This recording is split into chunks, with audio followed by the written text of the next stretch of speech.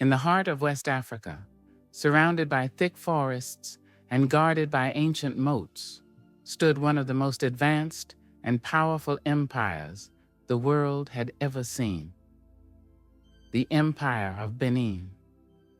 Its Oba was divine. Its walls stretched for thousands of kilometers, and its people were fearless. But in the year 1897, a storm was coming, a storm bearing the Union Jack and led by the greed of the British Crown. The Empire of Benin was no ordinary kingdom. For over 6 centuries it stood strong, ruled by a line of sacred Obas said to be descendants of the gods. Its capital, Edo, modern-day Benin City, was a marvel, with broad streets, carved ivory towers, and walls longer than the Great Wall of China. The people of Benin were master craftsmen, makers of bronze, brass, and coral artwork that dazzled traders from Portugal, Spain, and beyond. The Oba was not just a king.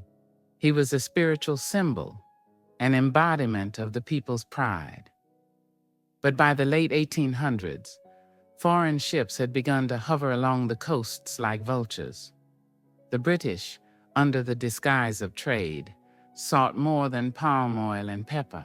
They wanted control, and Benin stood in their way. One moonless night, the royal priestess Ehioma entered the Oba's court in a trance.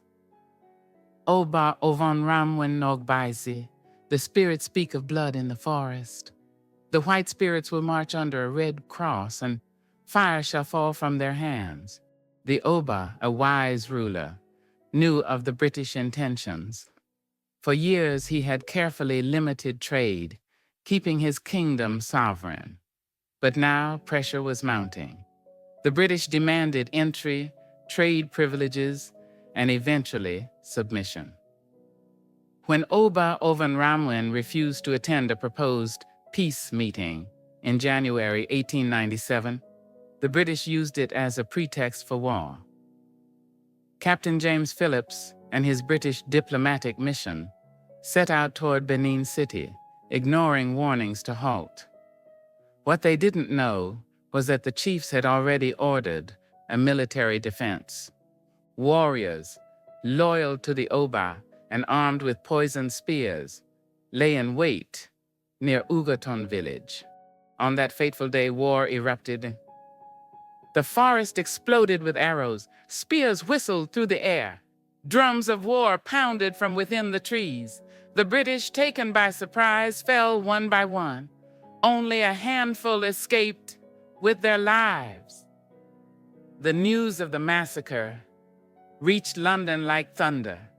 The Empire was furious. The British launched a full-scale punitive expedition.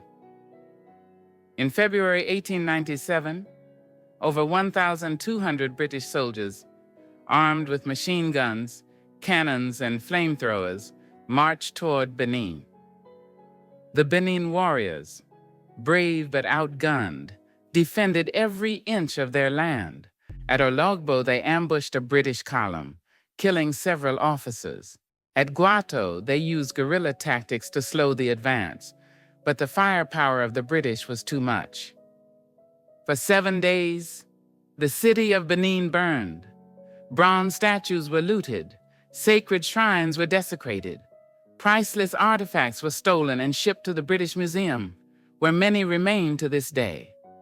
Oba Ovon Ramwen, refusing to watch his people suffer further, fled into the forest.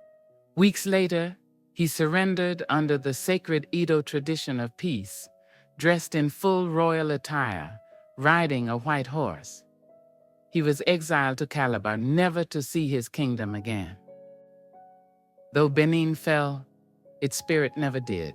Its bronzes became symbols of African artistry, sparking global debates about colonial theft. Its stories inspired generations of Nigerians to reclaim their identity. And today, the children of Edo walk proudly, knowing their ancestors stood against one of the mightiest empires in history. We were not conquered, they say. We were overwhelmed by fire and steel, but our pride, our spirit, and our kingdom will rise again. This is not just a story of loss. It is a story of resistance, of bravery, and of a people who dared to defy an empire. This is the story of Benin.